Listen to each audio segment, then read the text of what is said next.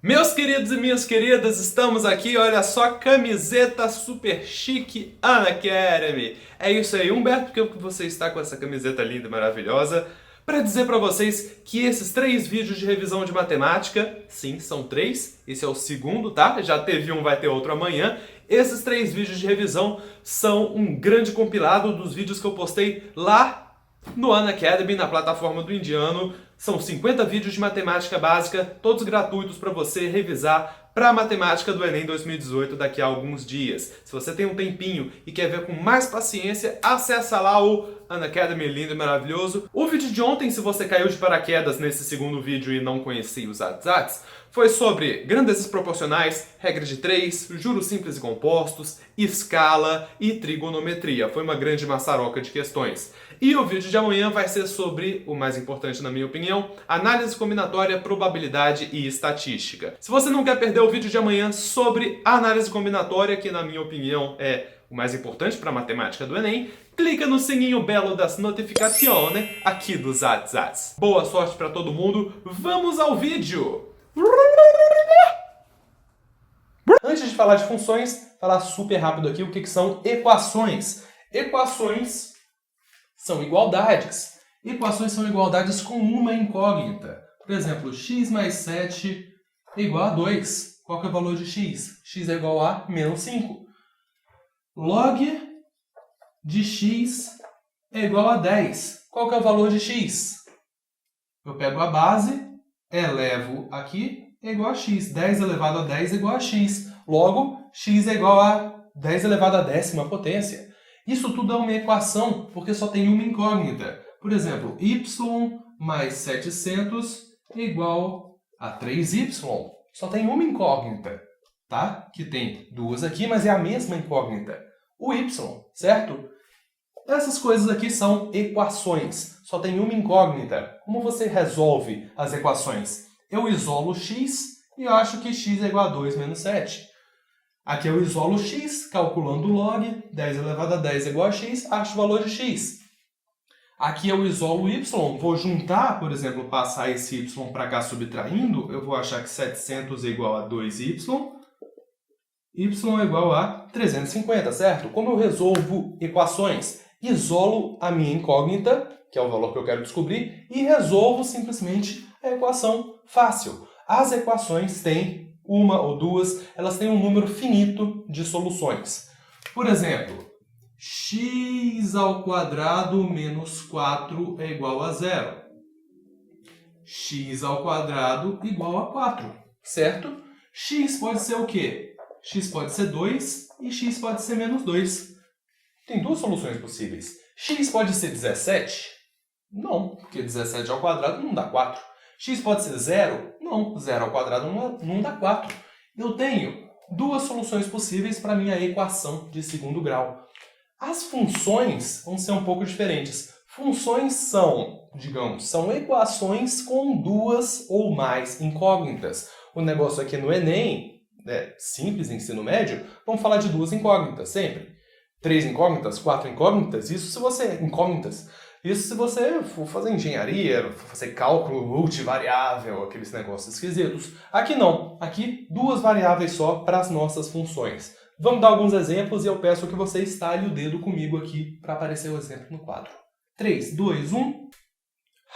muito obrigado! X mais 2y é igual a 5. Quantas incógnitas eu tenho aqui?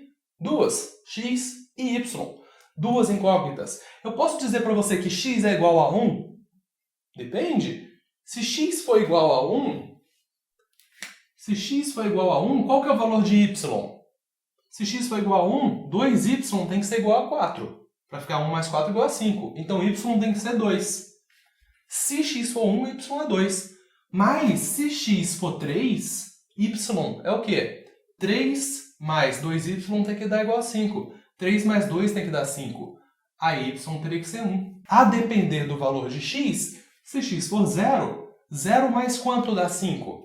0 mais 5 dá 5. Então 2y tem que ser igual a 5. Se x for 0, y tem que ser igual a 2,5. Para 2 vezes 2,5 dá 5. Percebe que não tem um valor específico para x, não tem um valor específico para y? Conforme x muda, y muda em função de x. Ou, conforme y muda, x muda em função de y. Tá um em função do outro. Eu não tenho um valor específico para x ou y. Tenho infinitos valores que resolvem essa minha igualdade aqui. Percebeu que, quando eu substituir x por 1, isso virou uma equação.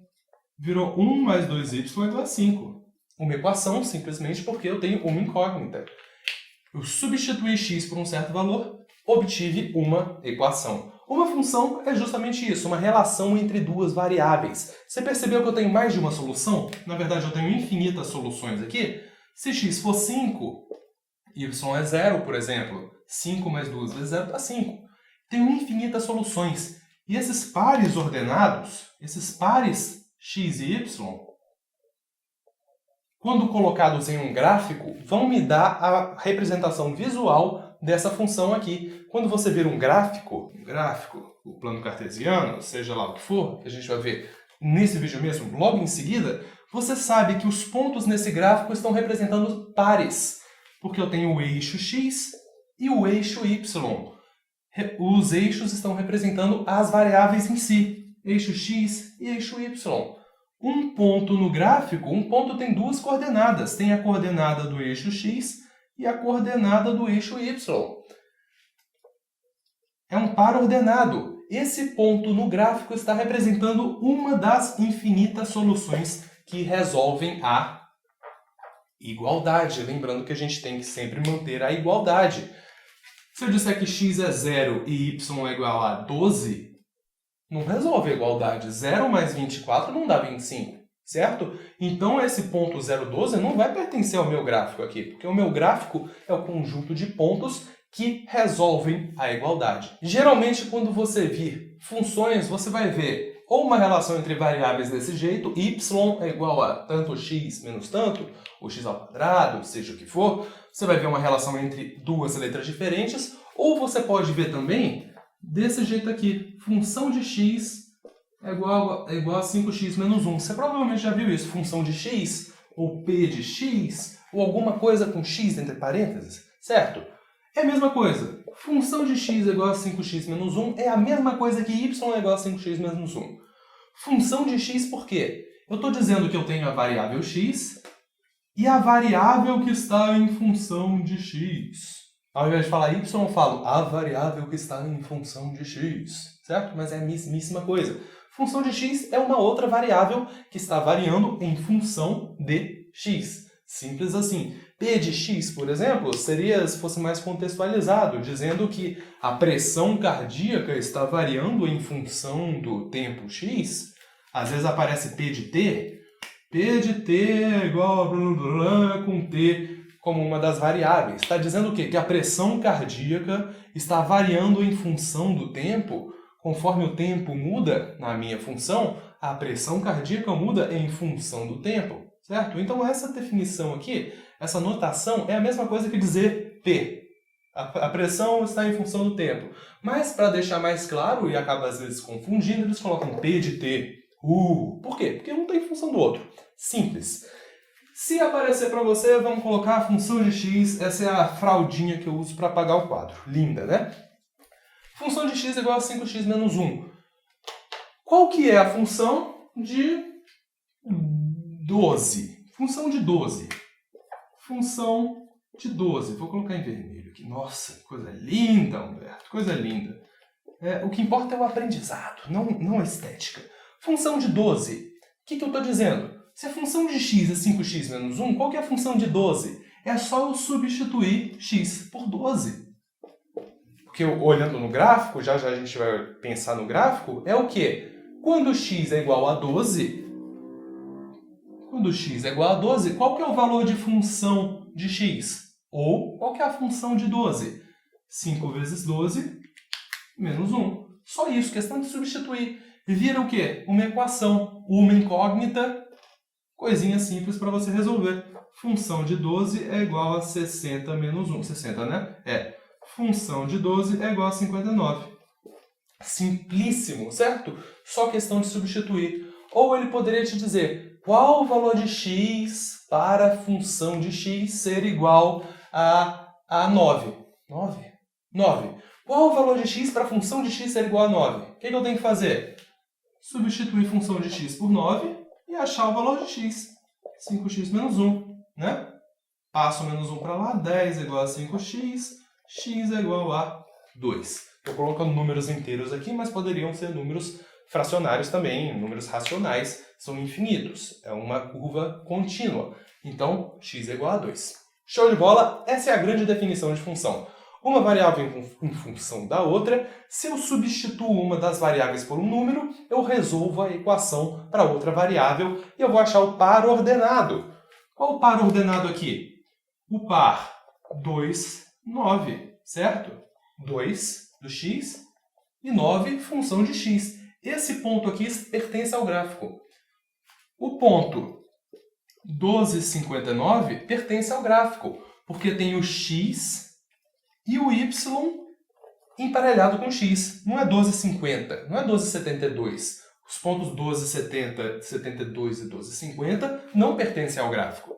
Mas esse ponto aqui pertence, porque tem exatamente um par que resolve a igualdade. Essa é a grande definição de função. Vamos partir agora para a representação visual dela. Você vai ver que é tudo a mesma coisa, a função do primeiro grau, do segundo grau, mas tem suas especificidades, ok? Vamos que vamos. Temos aqui um plano cartesiano em azul. O plano cartesiano está dividido em abscissas e ordenadas. Você com certeza já ouviu falar disso, mas vamos passar super rápido. Se eu ignorar o eixo y, eu tenho o eixo x aqui, indo da esquerda para a direita. O meu ponto, exatamente onde x e y se unem, é o ponto 0, 0. É o ponto onde x é igual a 0 e y é igual a 0. Você percebe que como a minha curva vermelha não passou pelo ponto 0, 0, o par ordenado 0, 0 não vai resolver a igualdade da função que forma essa curva aqui. Humberto, qual função forma essa curva esquisita? Não faço a mínima ideia, mas tem uma função exatamente com esse formato, tá certo? O que interessa pra gente aqui, essa função que ninguém sabe qual é, o ponto 0, 0 não resolve essa função, porque ele não cruza, o vermelho não cruza o ponto 0, 0, tá certo? Mas voltando, se eu ignorar o y, a partir do ponto 0, 0 para a direita, eu estou aumentando a minha abscissa. As minhas abscissas são positivas. Para a esquerda, as abscissas são negativas. E se eu ignorar o eixo x, para cima a ordenada é positiva, para baixo a ordenada é negativa. Só você lembrar que nós estamos falando por convenção nessa representação aqui. O primeiro número antes da vírgula é o x, o depois é o y. Então esse ponto aqui, por exemplo, é um ponto que tem a abscissa positiva, porque está para a direita, mas a ordenada é negativa, porque está abaixo. Então esse ponto aqui seria alguma coisa positiva, um número negativo. Por exemplo, sei lá, se isso aqui fosse 5 e 4, seria 5 e menos 4, certo? Porque está para baixo. Basicamente isso. O importante de você entender é que os pontos que pelos quais esse gráfico passa resolvem a igualdade de seja qual for essa função aqui. Nós vamos ver funções específicas, primeiro e segundo grau, reta e parábola. E você vai entender exatamente que os pontos da reta e da parábola vão resolver a função que forma aquela reta ou aquela parábola. Então, esse ponto daqui, por exemplo, esse ponto daqui, vamos pegar esse ponto daqui. Que ponto que é esse? É o ponto, vamos fazer de conta que é um 8, né? A distância. Estou no olhômetro mesmo. Mas o y é igual a quê? 0, porque não está nem para cima nem para baixo. Esse é o ponto 8, 0. O ponto 8, 0 resolve a minha função. Se eu encontrasse a função que me deu esse gráfico daqui, e eu substituísse x por 8 e y por 0, a igualdade iria permanecer, porque esse ponto pertence ao gráfico. Esse ponto não pertence ao gráfico. Se eu substituir x e y na minha igualdade lá da função, que eu não sei qual é, pelos valores que correspondem a esse ponto, não vai resolver, porque não pertence ao gráfico. Todos os pontos que pertencem ao gráfico resolvem. Todos os pontos que não pertencem ao gráfico não resolvem. É excludente assim mesmo. Show? E é infinito aqui, a minha curva. Eu só desenhei nesse intervalo, mas na verdade a minha curva vai para os dois lados. Alguns exercícios do Enem vão estar contextualizados Então, por exemplo, o meu x, o eixo das abscissas, geralmente é tempo, e não existe tempo negativo. Eu começo a marcar a partir do tempo zero. Então, tudo que está à esquerda do gráfico, na verdade, não existe, porque eu comecei a contar o tempo a partir do zero. Então, a minha curva começa a partir daqui. Aí sim, eu não tenho nada para esse lado, para a esquerda, porque eu começo a contar a partir do tempo zero. Eu nem olho para cá. E às vezes, se eu estiver falando, por exemplo, de nível do reservatório, o nível do reservatório está sempre de zero para cima. A água não vai entranhar no solo e vai ir para um nível negativo, certo? Se eu estiver relacionando, por exemplo, tempo com o nível do reservatório, a minha curva resultante, seja qual for, nunca vai passar para negativo. Não vai fazer sentido. Então, por isso que, às vezes, nos gráficos que eles nos dão no Enem, eles não dão um plano cartesiano nesse formato. Eles dão só assim. Tempo e nível do reservatório, por exemplo. Só o primeiro quadrante aqui. Porque o tempo vai ser sempre positivo. A altura também sempre positiva. Então, não importa o que aconteça, a altura nunca vai aqui para baixo. E o tempo nunca vai para a esquerda, para negativo. Então, eles só dão esse pedacinho aqui. Mas entenda que é um plano cartesiano como um todo, com abscissas positivas e negativas, ordenadas positivas e negativas. Mais contextualizado, algumas variáveis nunca vão para o negativo. E algumas variáveis nunca vão para o negativo. Então, eles vão te dar só alguns dos quadrantes, às vezes. Mas a visão como um todo é o plano cartesiano. Antes de partir para a função do primeiro grau, atente-se ao que os eixos estão representando. Como o Enem gosta muito, porque ele é jocoso demais, ele gosta de pegadinha pra caramba, o que vai acontecer? Se ele mudar o que os eixos representam, vai mudar completamente o formato da curva, tá bem? Então, teve uma questão no Enem passado que foi super pegadinha. Que ele deu o gráfico de tempo por velocidade e ele estava perguntando durante quantos minutos o carro permaneceu parado. E as pessoas olharam para o gráfico, não está exatamente o mesmo gráfico, eu mudei um pouquinho, e pensaram, opa, se aqui não sobe nem desce, se está constante, o carro está parado. Se aqui não sobe nem desce, está constante, o carro está parado. E a pessoa perguntava, 1 minuto, 2 minutos, 3 minutos, 4 minutos. Marcava 4, que era a letra A. Não, porque é um eixo de velocidade pelo tempo. Se a velocidade está acima de zero, a velocidade ela existe, certo? O carro está andando, só que a velocidade está constante. Só mudou isso, velocidade constante, mas está andando. O carro não está parado aqui. O carro só está parado quando v igual a zero. Quando a projeção no eixo das ordenadas, que é velocidade, está no zero. Durante esses 2 minutos o carro ficou parado. Agora sim, função do primeiro grau, f de x é igual a ax mais b. Função de x é igual a ax mais b. A e b são números. Eu coloquei em forma de a e b aqui para dizer que podem ser quaisquer números. O a, claro, tem que ser diferente de zero. Porque se a for zero, ax seria zero. Não seria uma função. Seria o quê? Y é igual a 2, y é igual a 5, y é igual a 7. Seria uma função constante, digamos assim. Não importaria o valor de x, y seria sempre igual ao número que fosse b aqui. Então o a não pode ser zero, mas o a pode ser positivo ou negativo, tá certo?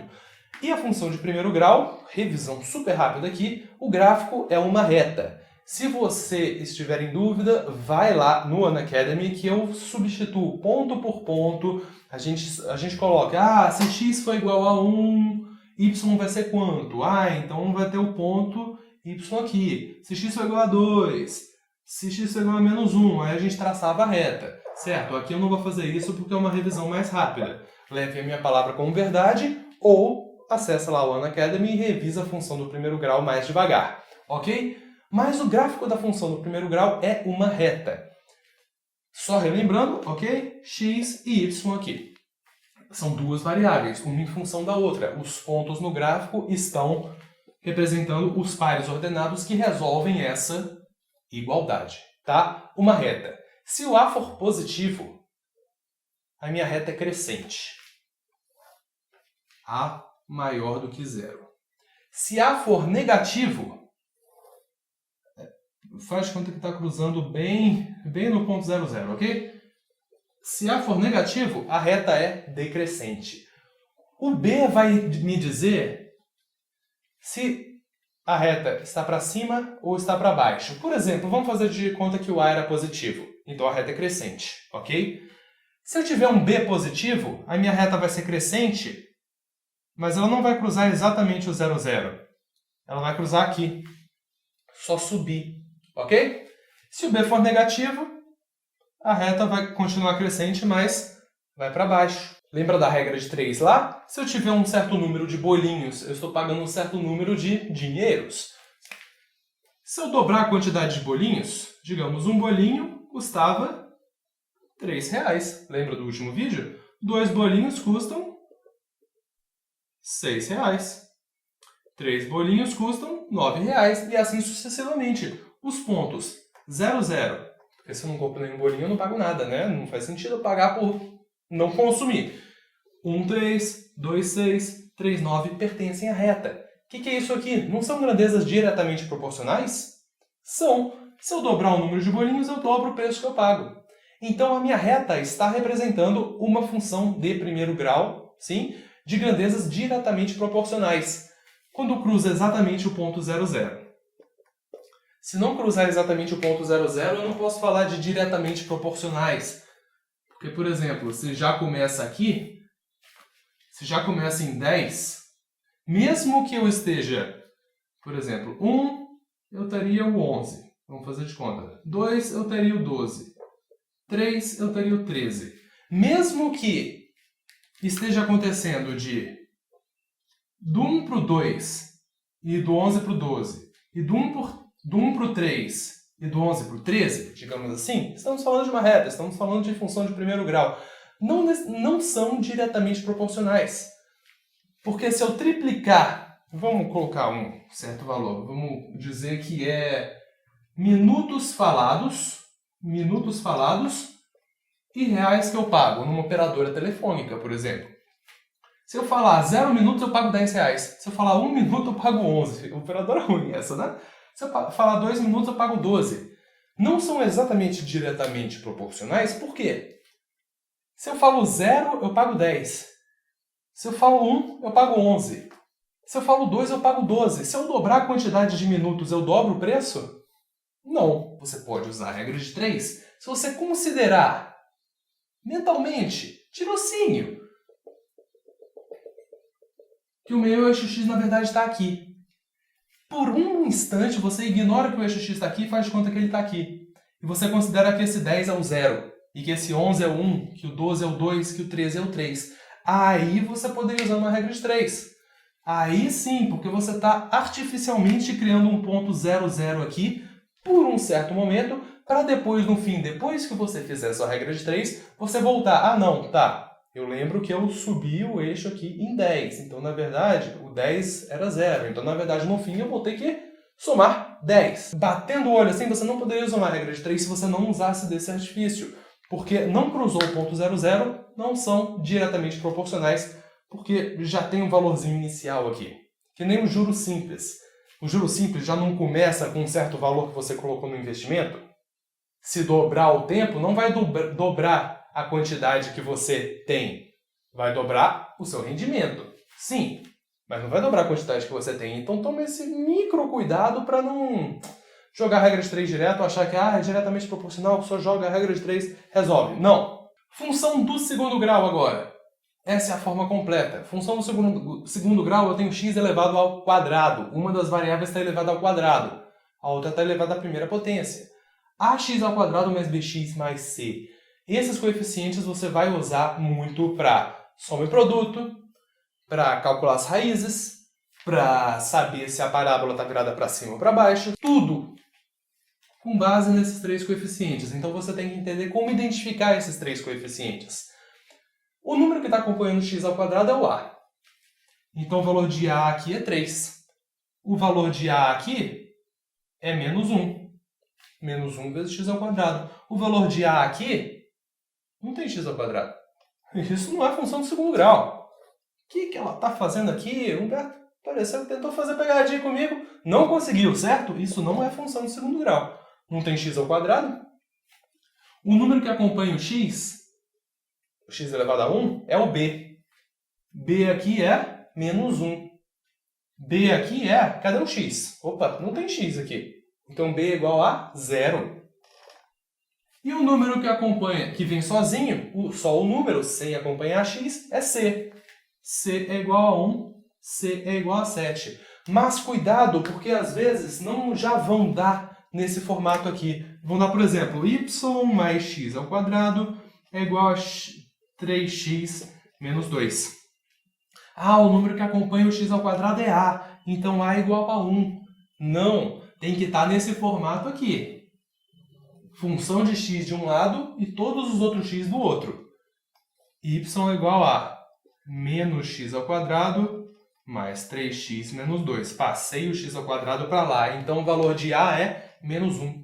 O valor de b é 3. O valor de c é menos 2. Sabendo o valor de a, b e c, você vai fazer praticamente tudo. Importante você entender raízes da função. O que é a função? Não, antes de falar de raízes. Não, vamos falar de raízes sim. Raiz da função é o valor de x que me dá a igualdade igual a 0. Raiz da função é quando y é igual a 0. Então, simplesmente eu vou substituir y por 0. E eu vou resolver, isso aqui é o quê? Equação do segundo grau, certo? Porque só tem uma incógnita, equação. Incógnita elevado ao quadrado do segundo grau. Equação do segundo grau, você vai usar ou Bhaskara ou soma e produto. Então, se você usa soma e produto para resolver quais x resolvem essa igualdade aqui igual a 0, você usaria soma e produto. Soma é menos b sobre a. Então, a soma das duas raízes tem que ser igual a menos b sobre a. Então, a soma tem que ser menos 3 sobre menos 1 igual a 3. E o produto é c sobre a. C sobre a menos 2 sobre menos 1 igual a 2. Quais números somados dão 3 e multiplicados dão 2? 1 e 2.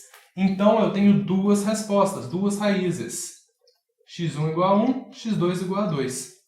Duas raízes, certo? Então, quando você for fazer o gráfico lá, você vai ver que a parábola vai cruzar o eixo x em 2 pontos. Já chegamos aí. Mas antes, vamos falar de forma fatorada, que caiu uma questão no Enem passado que resolvia muito fácil com forma fatorada. Se por algum acaso ele te der uma parábola, que é o gráfico da função do segundo grau, e você sabe quais são os valores das raízes, sem precisar ficar fazendo esses cálculos, muito mais fácil do que você escrever y igual a ax ao quadrado mais bx mais c, é você colocar que y é igual a x menos x1, x menos x2.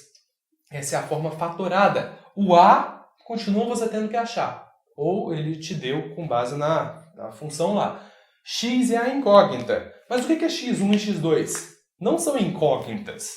x1 e x2 são números. São as raízes da minha função. Essa função daqui, a forma fatorada dela seria o quê? Y igual a a. Qual que é o valor de a? Menos 1. Menos 1 vezes x é a incógnita, x1 é 1, x menos 1 e x menos 2. Essa é a forma fatorada disso daqui. Você usaria naquele exercício do Enem passado que ele te deu o desenho da parábola. Ele te dando o desenho da parábola e te dando as distâncias, você via visualmente onde a parábola cruzava o eixo x. Visualmente ele te dava as raízes. Então, visualmente você sabia quanto era x1 e x2. Era só substituir aqui, você achava o valor de a. Achando o valor de a, você encontrava o vértice da sua parábola. O gráfico de uma função de segundo grau vai ser uma parábola. Parábola, ou ela vai ser assim, ou assim, com a concavidade para cima ou para baixo. A depender dos coeficientes, a parábola pode ser mais assim, ou mais aberta, mais fechada, mais para o lado, mais para o outro. Mas o que o Enem realmente vai cobrar de você é se a concavidade é para cima ou para baixo, ok? E antes da gente ver se a concavidade é para cima ou para baixo, visualmente, vamos imaginar uma parábola com a concavidade virada para baixo. Quais são as raízes aqui? Aqui e aqui, certo? As raízes não são quando y é igual a 0? Quando y é igual a 0, as raízes são o valor de x para y ser igual a 0. Porque esses pontos aqui são o quê? x1, 0, x2, 0, ok? 0 porque y é igual a 0. x1 é uma das raízes, x2 é a outra raiz. O vértice da parábola está aqui. O vértice é justamente quando ela para de subir e começa a descer, ou para de descer e começa a subir. Vértice. Vértice, muito importante entender o vértice, porque às vezes, contextualizado no Enem, vai perguntar qual que é a altura máxima do negócio. A altura máxima, se a concavidade for para baixo, a altura máxima vai ser justamente quando chega no vértice, porque não cresce mais do que isso, começa a decrescer. Mas para você saber se a concavidade é para cima ou para baixo, olhe o valor de A. Lembrando que para você saber o valor de A, precisa estar nesse formato daqui. Y de um lado, todos os outros x do outro. Se y e x ao quadrado estiverem do mesmo lado, primeiro passa o x ao quadrado para o outro lado e aí acha o valor de A. Ok? Se o meu A for positivo, a concavidade da parábola é virada para cima. No caso aqui não tem nenhuma raiz, certo? Porque não cruzou o eixo x em nenhum ponto. Não tem raízes reais. Mas é uma concavidade virada para cima. Se ela vai estar aqui, ou se ela vai estar assim, o valor dos coeficientes vai me dizer, mas não é muito importante para o Enem, então não vamos tocar no ponto aqui. Isso daqui é se A for maior do que zero.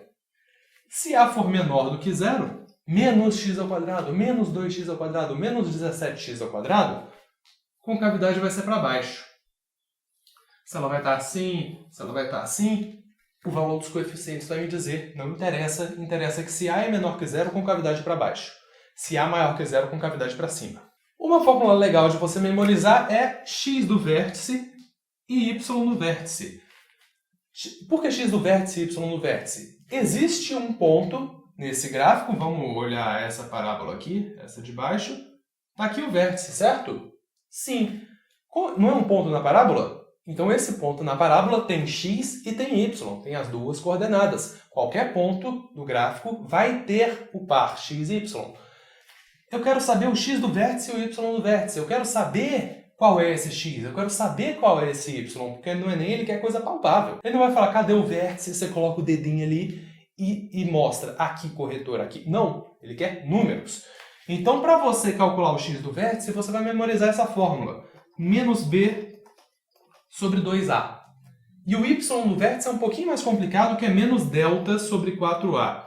Lembra que o delta é b2 menos 4ac? B ao quadrado menos 4ac, da fórmula de Bhaskara. Enfim, y é isso daqui. Não precisa decorar o y do vértice, decora só x do vértice. Por quê? Quando você achar o valor de x do vértice, você substitui na sua função. Vai virar uma equação normal. Se x do vértice é 2, só substituir por 2. E aí resolve a equação, você acha o y para o x do vértice. O y, quando o x está no vértice, é o y do vértice, certo? Que é o parzinho que resolve. Então não precisa memorizar isso, memoriza isso daqui. Se você entende o raciocínio de que função é uma relação entre duas variáveis, se você substituir uma das variáveis por um número, é só resolver a equação para encontrar o par correspondente a ele, entendendo isso, você entende qualquer função. Função exponencial é quando x está no expoente. Função logarítmica é quando x está dentro do logaritmo. Log de x na base de alguma coisa. Função exponencial, nós vimos em juros compostos que era assim, certo? Mas por que a gente só estava olhando essa parte nos juros compostos? Porque um dos eixos era o tempo e o outro eixo era o dinheiro. Então não tinha tempo negativo. Mas na função exponencial, se não estiver contextualizado, é infinito. X pode ser negativo também. 3 elevado a menos 1, menos 2, menos 3. Então, na verdade, o gráfico da função exponencial vai ser esse daqui. Crescente. Se fosse, por exemplo, meio elevado a x, seria decrescente. Que ponto que é esse daqui? O ponto quando x é igual a zero. Quando x é igual a zero, função de x é igual a 3 elevado a zero, 1. Então, esse é o ponto 0, 1. Certo? Raciocínio de função. Função logarítmica, talvez pegue um pouquinho mais, mas a função logarítmica é o inverso da função exponencial. Então, se você traçar uma reta pontilhada aqui, o gráfico da função exponencial é simétrico em relação a essa reta ao gráfico da função exponencial, função logarítmica. 3 elevado a x, log de x na base 3. Eu pegaria esse gráfico daqui e traçaria algo espelhado. Se você vir lá no vídeo do indiano, você vai ver que é justamente esse gráfico daqui. Essa é a função logarítmica. Parece que está tendendo a alguma coisa, mas aqui não está tendendo. Se você for lá ver o vídeo do indiano, é porque o x precisa aumentar muito para o y aumentar um pouquinho. Por isso parece que está tendendo aqui. Mas na verdade, aqui que está tendendo a ser x igual a zero, mas nunca chega a x igual a zero. Por quê? Não existe log de zero. 3 elevado a quanto daria zero? 3 elevado a menos infinito. 3 elevado a menos um número muito grande daria aproximadamente zero, mas nunca chega a zero. Então, esse ponto aqui nunca vai chegar a zero. Aqui vai continuar crescendo infinitamente, mas cada vez mais devagar. Espelhado. Justamente espelhado. Tanto que esse ponto aqui nunca vai chegar a zero, assim como esse daqui nunca vai chegar a zero. Esse é o gráfico da função logarítmica, esse é o gráfico da função exponencial. Mas se você entende o raciocínio, substitui x por um valor. 3, por exemplo. 3 elevado a quanto dá 3? 1. Então eu tenho o par 3, 1. Então no meu gráfico, quando x é igual a 3, y é igual a 1. Eu tenho ponto 3, 1. Quando x é igual a quanto? Que y é igual a 0. Quando y é igual a 0, 3 elevado a 0 dá 1. Então o meu ponto 1, 0 pertence ao gráfico. Questão de substituir. Substitui um, acha outro. Substitui o outro, acha um. E você vai plotando os pontos no gráfico, entendendo o raciocínio de funções. Na verdade, eu vou pular os 3 últimos vídeos desse módulo, que foram interpretação de gráfico em si, porque eu já falei da interpretação logo no início, falando atente-se aos eixos, atente-se ao que os eixos estão dizendo, porque dependendo do que os eixos dizem, muda completamente o formato da curva. Na verdade, eu vou usar um exemplo aqui, não vai ser tão demorado e vale a pena. Mas os últimos vídeos são de exercício, realmente na prática, então dá uma olhada lá no indiano caso você esteja afim. Eu apresento para vocês um gráfico de velocidade pelo tempo e eu quero que você me dê o gráfico de distância pelo tempo. Será que vai mudar muito o gráfico? Vai, certo? O que nós temos aqui? Movimento retilíneo uniforme e movimento retilíneo uniformemente variado. Física um pouquinho aqui, né? Uniformemente variado é quando a velocidade está variando, mas de forma constante. Ou seja, uma linha reta. Aqui é move, certo? Aqui é movimento retilíneo uniforme, porque a velocidade não muda. Aqui é move. E aqui é move também. A diferença é que aqui está desacelerando, aqui está acelerando, aqui está acelerando e aqui não está nenhum dos dois. Está velocidade constante. Vamos dividir o nosso gráfico de espaço por tempo também nessas 4 partes. No move inicial, MRUV, a velocidade está aumentando de forma linear. O espaço está aumentando de forma linear? Não. Lembra da fórmula do espaço no move? Sentado, sozinho, mais... não sei. Não lembro. Mais até 2 sobre 2. O que está acontecendo? Conforme o tempo passa, o espaço está variando de forma quadrática. Função do segundo grau aqui. Certo? Velocidade inicial é um número qualquer. A velocidade inicial é um certo número, não é uma variável. A aceleração também é um número constante, porque movimento retilíneo uniformemente variado. A aceleração é constante por causa desse movimento. Não é porque a aceleração é sempre constante. Nesse caso, porque é uma reta. Então, isso aqui é um número qualquer. É uma relação quadrática. Ou seja, o gráfico é uma parábola. Parábola com a concavidade para cima ou para baixo, eu te pergunto. E o que está acontecendo aqui? A aceleração é positiva ou negativa? Não está acelerando? A aceleração é positiva. Então, o A da minha função do segundo grau vai ser o quê? Um número positivo. É A sobre 2, mas continua positivo. Então, pelo fato de A ser positivo, é concavidade para cima. Então, aqui, concavidade para cima. Parte de uma parábola com concavidade para cima. No caso do MRU aqui, velocidade constante. Como é que aumenta o espaço? Sentado sozinho, mas vendo televisão. Função do primeiro grau, certo? Tempo está elevado a 1. Essas são as variáveis. Função do primeiro grau, tá? A velocidade não é positiva? Então, é uma linha reta. Está andando para frente.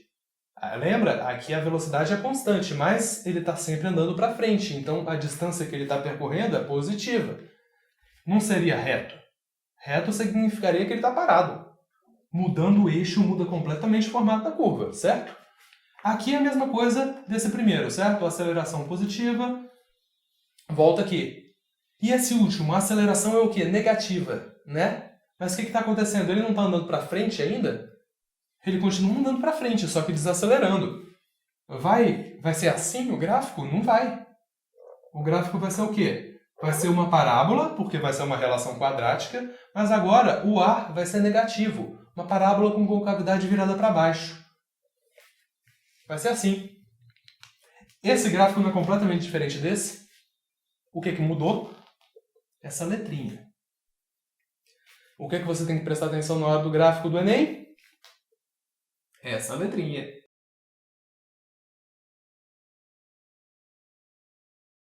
Vamos começar com triângulo. Sempre que você vir triângulo, saiba que a soma dos ângulos internos dos triângulos é sempre igual a 180 graus. Então esse ângulo mais esse ângulo mais esse ângulo tem que dar 180. Se você não sabe o valor só de um dos ângulos, você sabe o valor dos outros dois? Basta fazer, chamar de x.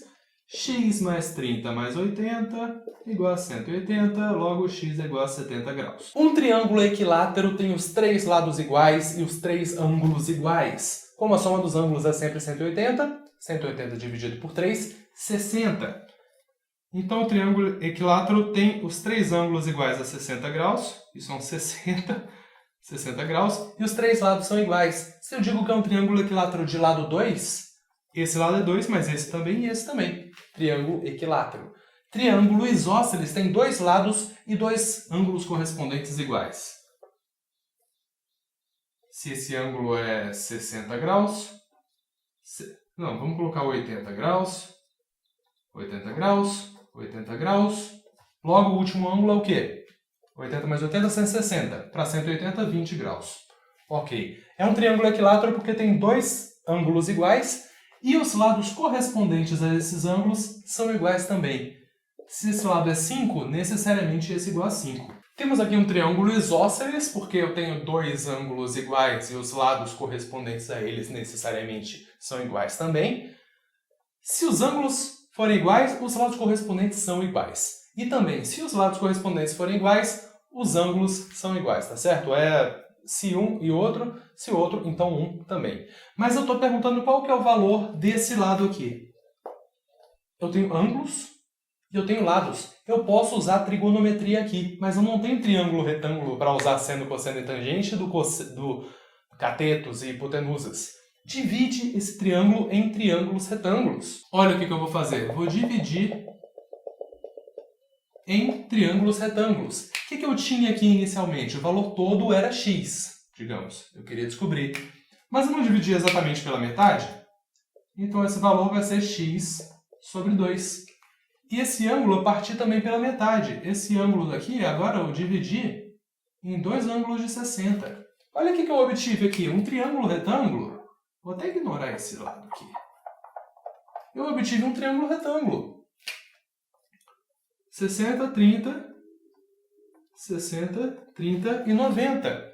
A hipotenusa é 5. O cateto é x sobre 2. Eu não quero o valor de x? Posso usar tanto cosseno quanto seno aqui. Esse cateto é cateto oposto a qual ângulo? 60 graus. Se eu estivesse usando o ângulo de 30, eu estaria usando cosseno, né? Porque estaria cateto adjacente aqui. Não. Se eu disse, tá, quero usar seno, vou olhar para o 60. Seno de 60 é igual a quanto? Lembra lá? Raiz de 3 sobre 2. Raiz de 3 sobre 2 é o quê? Cateto oposto, x sobre 2, dividido pela hipotenusa, dividido por 5. Raiz de 3 sobre 2 é igual a x sobre 10. Logo, x é igual a 10 raiz de 3 sobre 2 x é igual a 5 raiz de 3. Eu acho muito mais fácil do que usar a lei dos cossenos. O que você acha? Deixa aqui nos comentários. Sempre que você vir um triângulo retângulo, você pode aplicar Teorema de Pitágoras. Teorema de Pitágoras é o seguinte: o quadrado da hipotenusa é igual à soma do quadrado dos catetos. Você já ouviu isso? O cuidado que você tem que ter é o quadrado da hipotenusa, a hipotenusa é sempre o lado maior do meu triângulo retângulo, é igual à soma do quadrado dos catetos individuais. O quadrado da hipotenusa é igual à soma do quadrado dos catetos. 1 ao quadrado é igual a outro ao quadrado mais outro ao quadrado. E sempre hipotenusa ao quadrado de um dos lados e a soma do outro. Se o meu triângulo tivesse assim, e esse fosse um ângulo reto, esse lado ao quadrado é igual a esse ao quadrado mais esse ao quadrado, certo? Cuidado com o formato do triângulo. Primeiro procure o ângulo reto. Aí, olha para o lado oposto a ele. Esse é a hipotenusa. Esse ao quadrado é igual a esse ao quadrado mais esse ao quadrado. Ok? Muito cuidado com isso. Se o triângulo retângulo estiver assim, é essa a hipotenusa. Se ele estiver assim, é essa a hipotenusa. Se ele estiver assim, é um círculo, não tem hipotenusa. Só para lembrar, se esse vídeo está ajudando você e você ainda não deu like no vídeo, me ajuda bastante também. Então, dá o likezinho aí, porque 1h16, eu precisei gastar saliva para pedir o like, então, por favor, dá o like. Enfim, próximo, estamos falando de quadriláteros agora. 4 lados. Primeira coisa, vamos falar do quadrado. O quadrado tem os 4 lados iguais, ok, todo mundo sabe isso, lado, lado, lado, lado. Vamos mais rápido aqui. Uma fórmula que você precisa lembrar, não precisa, mas ajuda, é a diagonal do quadrado. Como é que você calcularia essa distância? Teorema de Pitágoras, né? Eu tenho um triângulo retângulo aqui. Essa diagonal é a hipotenusa. Diagonal ao quadrado é igual a lado ao quadrado mais lado ao quadrado. Diagonal ao quadrado igual a 2 lado ao quadrado, logo diagonal é igual a lado raiz de 2. Diagonal de um quadrado é o lado raiz de 2. Você não precisa ficar usando o Teorema de Pitágoras. Vai direto. Diagonal do quadrado, viu que é diagonal? Lado raiz de 2. Quadrilátero, quadrado já foi. Vamos falar de área, né? A área do quadrado, importante. A área do quadrado, você pega um dos lados e estende pela outra dimensão. No caso aqui, como eu tenho duas dimensões e elas são iguais, né? Eu pego simplesmente lado vezes lado. De um retângulo seria a mesma coisa. Eu pegaria uma das dimensões e multiplicaria pela outra. A área é base vezes altura. Repara que a área é em metro quadrado, porque eu tenho duas dimensões. Esse aqui tem metro, esse aqui tem metro. Logo, a área é metro quadrado. Lembra da escala lá? Que a escala está sempre referindo a uma dimensão linear? Por isso que a gente iria pegar a escala lá do vídeo anterior e se estivesse perguntando da área, aquele número era elevado ao quadrado. Se fosse o volume, já a gente chega, seria elevado ao cubo, porque seriam 3 dimensões, seria metro cúbico. Aqui é metro quadrado porque o lado está em metro e o outro lado também está em metro. Metro vezes metro, metro quadrado. Base vezes altura, metro vezes metro, metro quadrado. Antes do trapézio, eu só esqueci de falar a área do triângulo, né? Nós falamos tudo do triângulo, menos da área dele. Lembrando que a área do triângulo é base vezes altura dividido por 2. Base, a altura referente àquela base, certo? Porque você poderia considerar essa distância aqui como a base, aí você pegaria a altura referente a essa base. A altura é sempre o lado, é sempre o segmento de reta que forma um ângulo de 90 graus com o lado, certo? Base vezes altura sobre 2. Tem outras formas de você calcular a área do triângulo. Vou dar uma curiosidade legal aqui. Se você tiver um triângulo, por exemplo, você sabe que esse ângulo é de 30 graus. Você sabe que esse lado é 5, esse lado é 3. Você pode calcular a área desse triângulo, olha como. 5 vezes 3 vezes seno do ângulo formado entre eles, dividido por 2. Certo? Ao invés de base vezes altura sobre 2, você não precisa achar a altura aqui. Não. Um lado vezes o outro vezes o ângulo entre eles, seno do ângulo entre eles, dividido por 2. Outra forma de usar trigonometria aqui. Nesse caso, não precisa ser triângulo retângulo, porque você só quer o seno desse ângulo. É fórmula, tá? É só fórmula.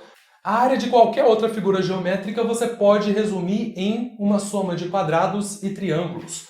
A área do meu trapézio, se você olhar, você pode dividir o meu trapézio em um retângulo e em um triângulo. Você sabe a fórmula da área do retângulo e a fórmula da área do triângulo.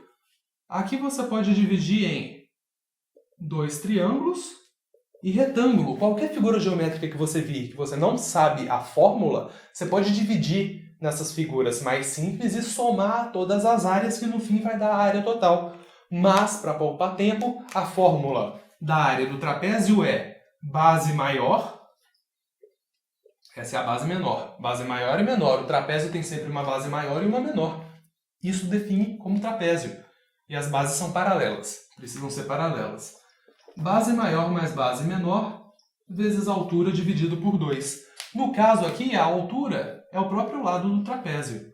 A altura aqui, não tem nenhum lado do trapézio que seja uma altura. Porque a altura precisa formar um ângulo reto. Então a altura você teria que calcular aqui. Por que isso me dá metro quadrado? Porque isso é metro, isso é metro. Metro vezes metro vai me dar 1 metro quadrado, por isso área, certo? Não é volume, porque só tem 2 dimensões. Não tem volume.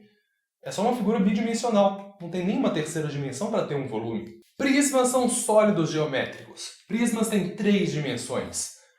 Bases paralelas e os lados são quadriláteros. A base pode ser um quadrado, pode ser um triângulo, pode ser um pentágono, seja o que for. Mas para você calcular o volume dos prismas, você simplesmente pega a base e estende pela terceira dimensão. A área da base multiplicada pela altura. Eu peguei, que nem daquelas molinhas que se comprimem, é como se eu pegasse uma molinha sem nenhuma dimensão, sem nenhuma terceira dimensão, e estendesse por uma terceira dimensão. Então o volume é a área da base vezes a altura. A área da base é o quê? Metro quadrado. A altura é o quê? É metro. O volume vai dar o quê? Metro cúbico. E também o volume do cilindro, certo? O cilindro é, digamos, um prisma com base circular. Nós vamos ver aqui agora a área do círculo, o volume da esfera, todas essas coisas. O volume do cilindro é, eu pego o círculo e estendo por uma terceira dimensão. Então, o volume é a área da base, que é πr ao quadrado, a gente já vai ver, vezes a altura, volume do cilindro. E por fim, círculo, esfera e cone. Vamos falar desses três. Primeiro você tem que lembrar o que é π, 3,14, 15, 92, 65, 35, 79, 87, não lembro se é isso, é mais ou menos isso. O Enem vai te dizer 3,14, ou até 3 às vezes, certo? O importante que você tem que saber é que o diâmetro do círculo e o raio do círculo, grande pegadinha do Enem, o raio é metade do diâmetro, o raio é a distância do centro até um ponto. O diâmetro é a distância de um ponto até o outro ponto, passando pelo centro. Então, o diâmetro é igual a 2 vezes o raio. Pegadinha master do Enem. Ele te dá o diâmetro, mas as fórmulas estão sempre em forma de raio. Você tem que dividir por 2. Então, sempre que você vê diâmetro no enunciado, já circula feio, porque você sabe que você vai ter que dividir por 2. Perímetro do círculo. Esse é o comprimento do meu círculo. Decora a fórmula 2πr. A área do círculo é πr ao quadrado. Por que πr ao quadrado me dá metro quadrado e 2πr me dá metro? Porque o raio é o comprimento. Π é um número qualquer, é só número, não tem unidade de medida. Isso daqui é metro. Isso daqui é metro ao quadrado. Metro quadrado, área. Quando a gente for falar de volume da esfera, faz conta que é uma esfera, tridimensional agora, certo? Eu fiz maior para ser tridimensional. Faz conta que é uma esfera. O volume da esfera é igual a 4/3 de πr a 1, a 2 ou a 3? Ou a 4? A 3, que é volume, vai dar metro cúbico. É fácil de você entender o raio ao cubo, o raio ao quadrado, o raio. Só tem que memorizar que o perímetro do círculo é 2πr, a área do círculo é πr ao quadrado, o volume da esfera, se eu estivesse preenchendo de água aqui, seria 4/3 de πr ao cubo, e a área da esfera, a área lateral da esfera, essa película de fora, se eu estivesse envolvendo ela em papel alumínio, Qual área de papel alumínio eu preciso colocar aqui? Vamos esperar a moto lá fora. A área da esfera é 4πr ao quadrado. Por que raio ao quadrado? Porque é área. Última coisa aqui para a gente fechar, o volume do cone. Memorize, por favor. Imagine um cilindro. A fórmula do cilindro, do volume do cilindro, é a área da base vezes a altura. É só você estender a base pela altura, porque está subindo de forma uniforme. No cone, não. Você pega a área da base, mas está vindo assim, certo? Está fazendo um negócio estranho. Eu não posso pegar a área da base vezes a altura. Eu tenho que pegar a área da base vezes a altura, que é justamente essa distância que forma um ângulo reto. Área da base vezes a altura dividido por 3. Por que dividido por 3? E entra cálculo diferencial, integral, uns negócios muito doidos. Memorize. A fórmula do cilindro é a área da base vezes a altura. A fórmula do cone é a área da base vezes a altura sobre 3. É 1/3. Fechamos, eu espero que você tenha gostado. Se ainda não deu like, dê o like, gente. E lembrando que amanhã mesmo vai sair o vídeo de análise combinatória, probabilidade e estatística. Eu acho que vai ser o mais importante, então ativa o sininho, faça o que for para não perder esse vídeo. E meus parabéns, porque você está vendo até aqui, já foram 3 horas de vídeo, né? Somando ontem e hoje, ainda vai ter mais 1 hora amanhã. Então, né? Mas vamos que vai valer a pena.